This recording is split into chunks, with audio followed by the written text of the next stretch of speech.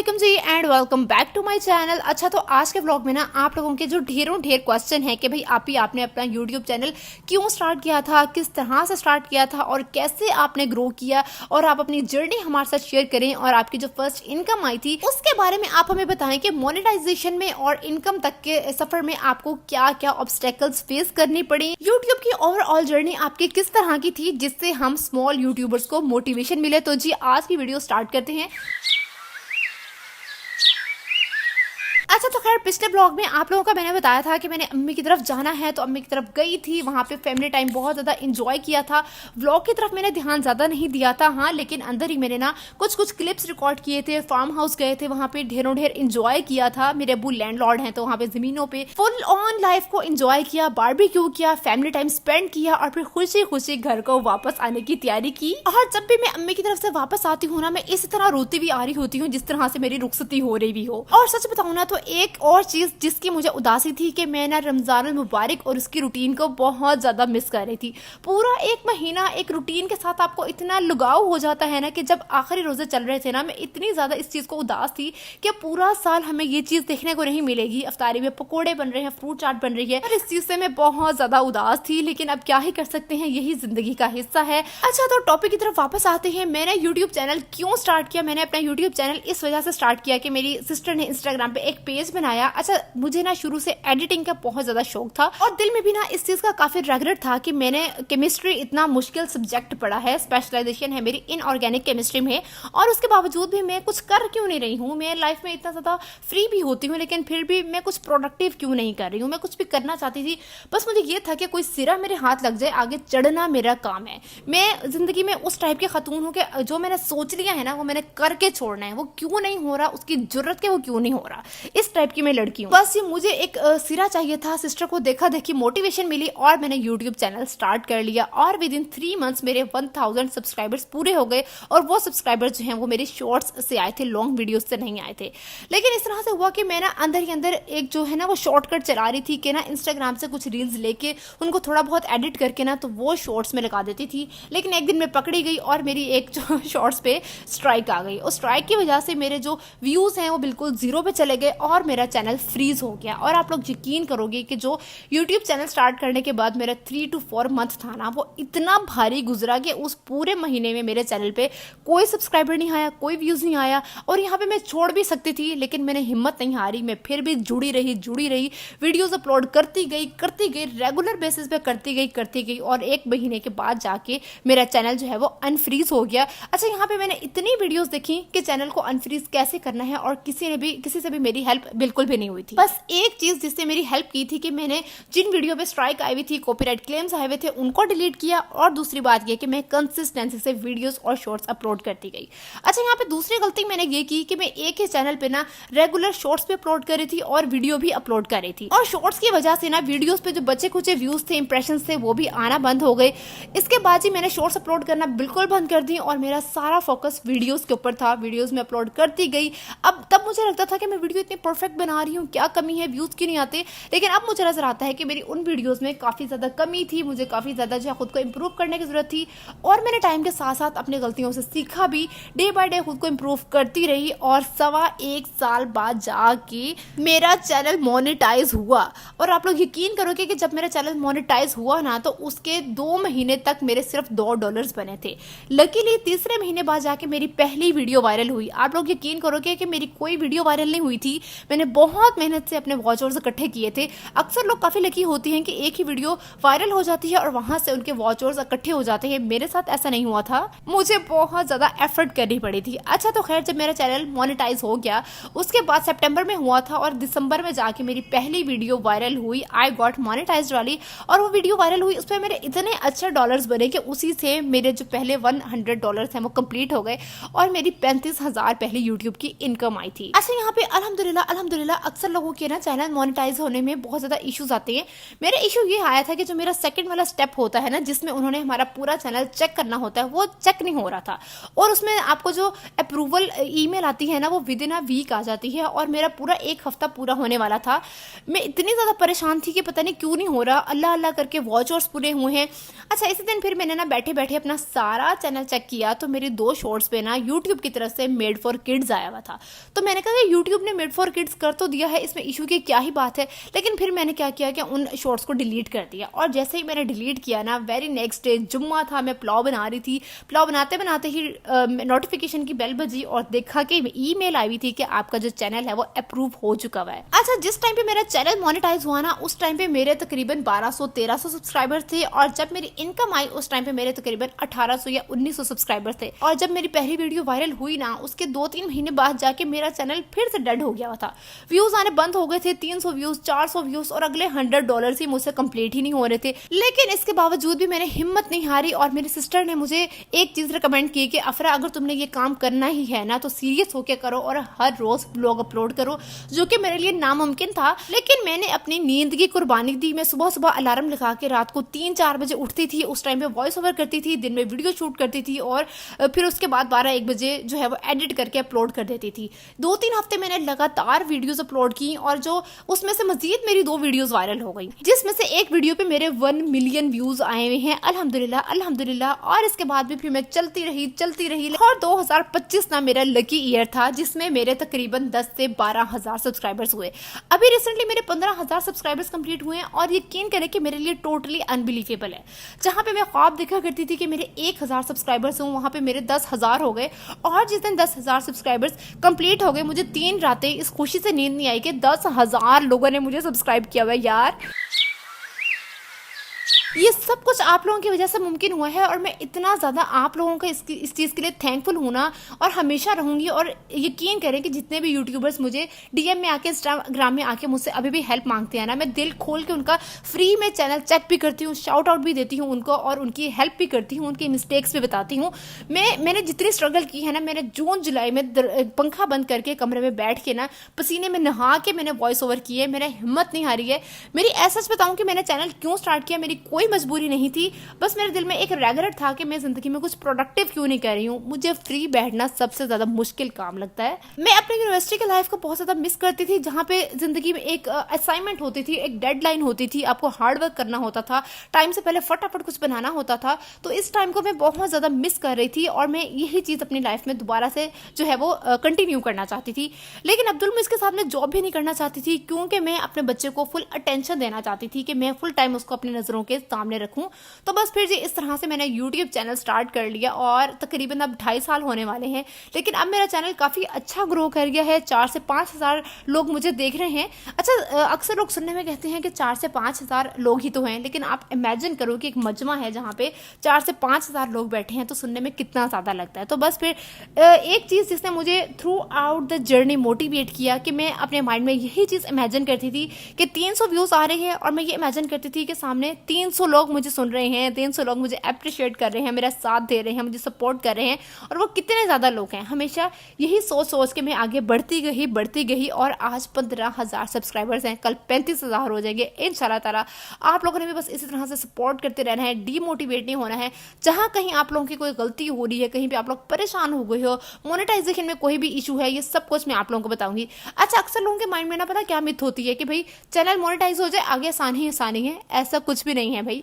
Channel monetise होना तो एक बहुत ही छोटा सा मरला है। चैनल के मोनेटाइज होने के बाद ही इतने स्टेप्स हैं कि 3 से 4 महीने आराम से लग जाते हैं आपकी जो है वो इनकम आने में। और जब आपको $1 भी इकट्ठा करना पड़ता है ना, तो लिटरली तरह निकल जाता है और आधे से ज्यादा लोग ना वहीं पे हिम्मत हार के भाग जाते हैं। और यकीन करें कामयाबी ना सिर्फ उन्हीं लोगों के लिए है, बिजनेस सिर्फ उन्हीं लोगों के लिए है जो कि कदम जमाना जानते हैं, जो कि कंसिस्टेंट रहना जानते हैं। तो बस ये कुछ था जो कि मैंने अपनी इस जर्नी में सीखा और अल्हम्दुलिल्लाह मैं कामयाब हो गई और अब मैं अर्न कर रही हूँ, अपने पैसे कमा रही हूँ और याशी कर रही हूँ, उड़ा रही हूँ। तो बस आप लोग भी इस तरह से अर्निंग कर सकते हैं और कभी भी हेल्प चाहिए हो तो मैं आप लोगों के लिए हाजिर हूँ। मिलते हैं नई वीडियो में, तब तक के लिए मुझे दे इजाजत। अल्लाह हाफिज।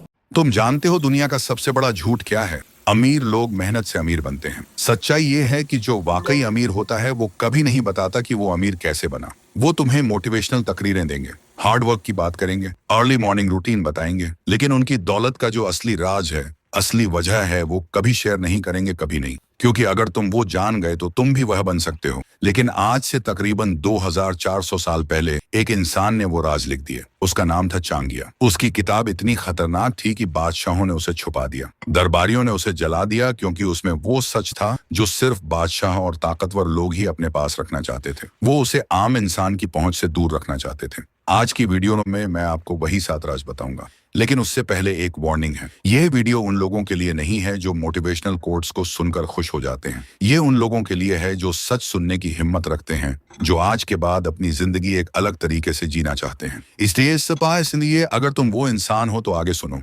ये वीडियो उन लोगों के लिए नहीं है जो ये सोचते हैं कि बस थोड़ी सी मेहनत करो, पॉजिटिव सोचो और सब ठीक हो जाएगा। ये कंटेंट उन लोगों के लिए है जो समझ चुके हैं कि दुनिया वैसी नहीं है जैसी दिखती है, जो जानना चाहते हैं कि असली खेल कैसे खेला जाता है, जो अंदर से तैयार हैं वो सच सुनने के लिए जो उन्हें कोई नहीं बताता। पहला असूल, लोमड़ी बनो, शेर नहीं। चाणक्य कहते थे कि जो छुपा रहता है वो जीत जाता है और जो दिखता है वो निशाना बनता है। इस बात को एक कहानी के जरिए समझो। मुगल सल्तनत के पास एक छोटे से शहर में एक सेठ रहता था, पूरे शहर का सबसे अमीर इंसान। लेकिन अगर कोई उसे बाजार में देखे तो उसे जरा भी अंदाजा नहीं होता था कि यह अमीर है। सादा से कपड़े, सादा हवेली, नौकर चकर का कोई दिखावा नहीं, कोई ठाट बाट नहीं, बिल्कुल एक आम से ताजिर जैसा था। लेकिन हकीकत यह थी कि पूरी रियासत के बड़े बड़े जागीरदार उससे कर्ज लेते थे। हर बड़ा सौदा उसके इशारे पर होता था और इस असलियत की किसी को खबर नहीं थी। चाणक्य ने इसी से एक असूल निकाला था। शेर दिखता है इसीलिए शिकार होता है, लोमड़ी दिखती नहीं इसीलिए वह जीत जाती है। अब एक पल के लिए सोचो, जब तुम इंस्टाग्राम पर अपनी नई गाड़ी की तस्वीर डालते हो, नई घड़ी की तस्वीर डालते हो, नए घर की तस्वीर डालते हो, तुम यह सोचते हो कि लोग मुतासिर होंगे, लेकिन असल में क्या हो रहा है? जलने वाले रिश्तेदार स्क्रीनशॉट ले रहे हैं, वो दोस्त देख रहे हैं जो कल तुमसे कर्ज मांगेंगे, तुम्हारे हरीफ समझ रहे हैं कि तुम्हारे पास पैसा है, तुम कूल नहीं बन रहे, तुम टारगेट बन रहे हो। इसलिए आज से एक काम करो, अपनी कामयाबी के बारे में बात करना बंद कर दो, अपनी कमाई के बारे में बात करना बंद कर दो। दूसरा असूल, अपनी गुर्बत का ड्रामा करो। यह सुनने में बिल्कुल गलत लगेगा, लेकिन पूरी बात सुनो। पुराने जमाने में कपड़े का एक ताजिर था, उसने अपना कारोबार शुरू किया। पहले ही साल में बहुत अच्छा मुनाफा हुआ। अब एक आम इंसान क्या करता? नई गाड़ी खरीदता, बड़ी हवेली लेता, लोगों को बताता कि कारोबार अच्छा चल रहा है। लेकिन उसने कुछ और किया, उसने अपने पुराने कपड़े पहनना जारी रखे। वो उसी छोटी सी पुरानी दुकान में बैठता रहा। जब भी कोई पूछता कि कारोबार कैसा है, वो हमेशा यही कहता, भाई मार्केट बहुत स्लो है, जैसे तैसे मैनेज हो रहा है। और उसका नतीजा क्या हुआ?